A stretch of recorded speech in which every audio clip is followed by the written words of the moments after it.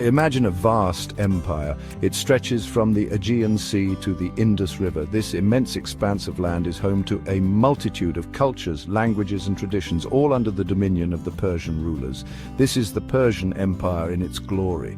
Its cities are adorned with magnificent palaces and grand temples, showcasing the architectural prowess and artistic achievements of its people. It is ruled by powerful kings, the King of Kings. These monarchs wield absolute power, their decrees shaping the lives of millions. They command armies that dwarf any other. These forces are composed of soldiers from every corner of the empire, each bringing their unique skills and fighting styles to the battlefield. Yet even in this mighty empire, cracks can appear.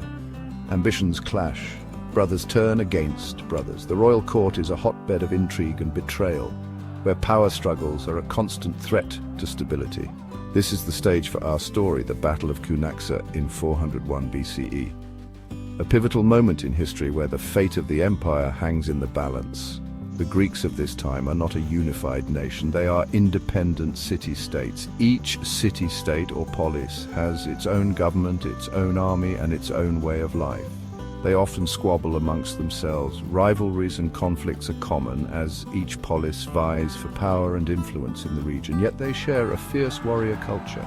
From a young age, Greek men are trained in the art of war, their skills honed through constant drills and exercises. They are famed for their hoplites. These heavily armed infantrymen are the backbone of Greek military might, known for their discipline and bravery. These are heavily armed soldiers, fighting shoulder to shoulder. The phalanx formation, a wall of shields and spears, is nearly impenetrable, making the hoplites a formidable force on the battlefield. Greek hoplites are highly sought after as mercenaries. Their reputation as elite warriors makes them valuable assets in the armies of foreign powers. Many find employment in the Persian Empire. They are drawn by the promise of wealth and adventure, serving in the ranks of the Persian military. They fight in the endless wars and power struggles of this land. Their skills are put to the test in battles that determine the fate of empires. Little do they know, they will soon be caught in a battle that will echo through history. The events at Cunaxa will challenge their loyalty, their courage, and their very survival.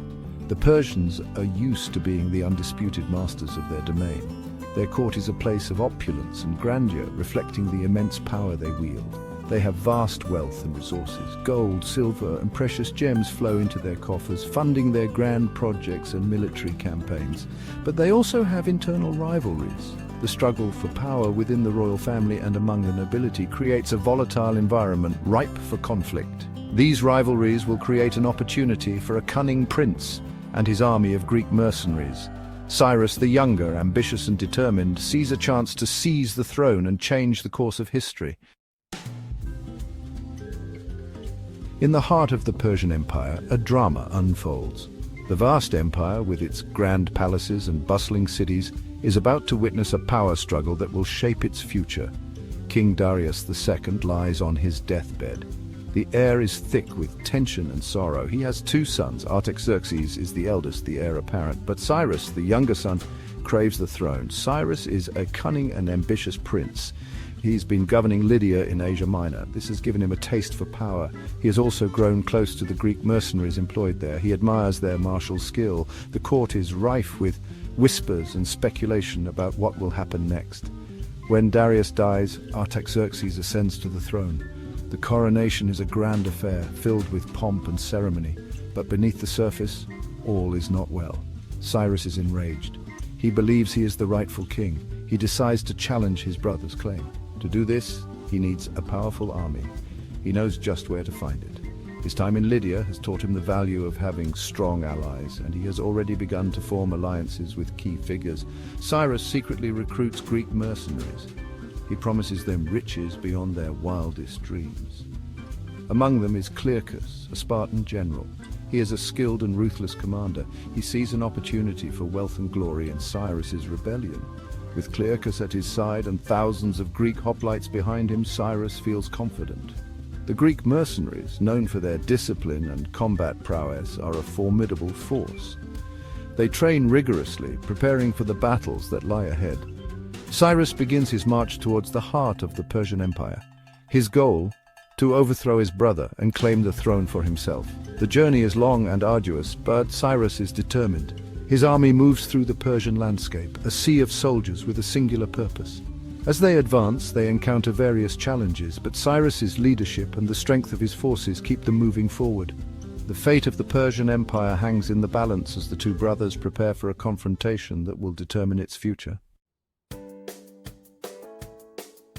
The Spartan warriors are legendary. They live for battle. They are raised from childhood to be the ultimate soldiers. Their discipline and skill in combat are unmatched. Yet even Spartans are tempted by the promise of gold. Cyrus knows this. He showers the Greeks with promises of riches. He speaks of plundering the Persian cities. He guarantees them a share in the spoils of war. The Spartans, led by Clearchus, are swayed. They agree to join his cause. They are not the only ones. Soldiers from other Greek city-states flock to Cyrus's banner. They are drawn by the allure of adventure and the chance to test their mettle against the might of Persia.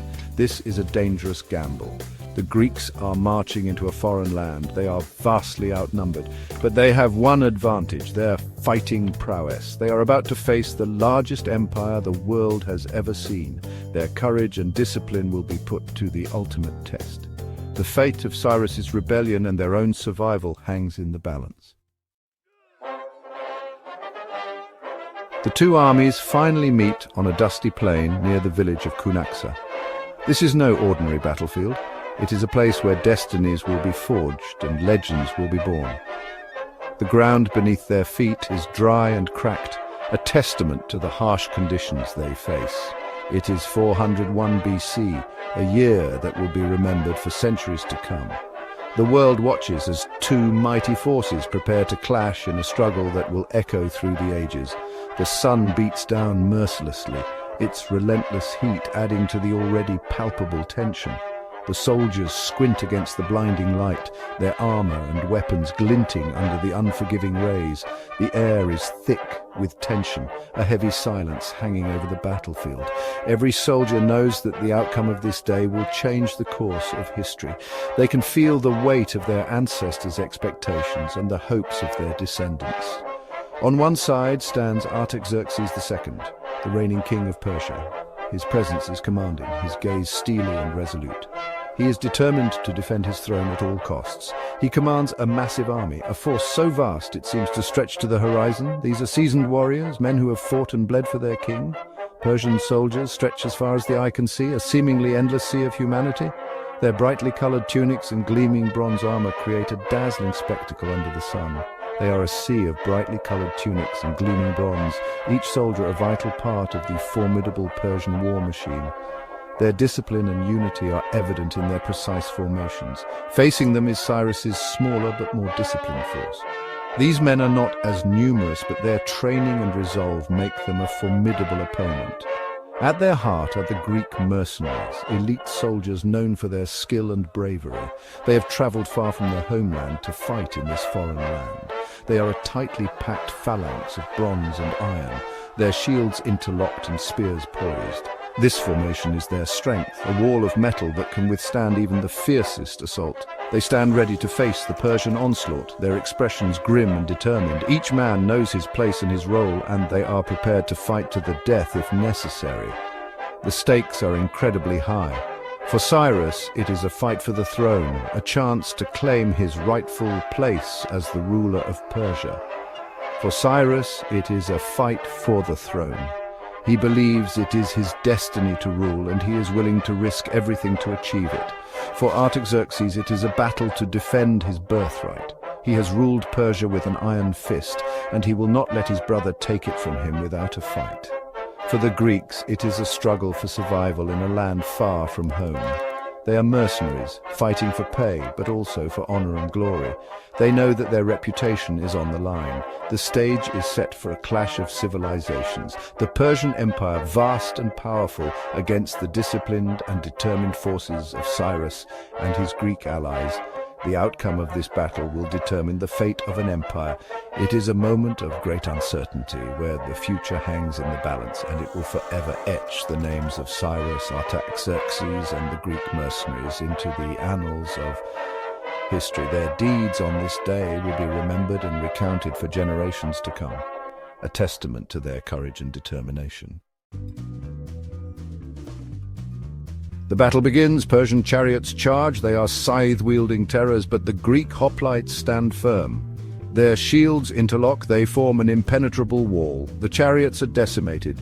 The Persian infantry then advances. They come in wave after wave, but the Greeks hold their ground. Clearchus, the Spartan general, shows his tactical brilliance. He orders a controlled advance. The Greek phalanx moves forward like a machine. It is a slow, unstoppable grind. Their spears thrust out in unison. Persian soldiers fall by the hundreds. The Greeks seem invincible. Cyrus, watching from a distance, is filled with confidence. Victory seems within reach. He mounts his horse. He charges toward his brother's position, hoping to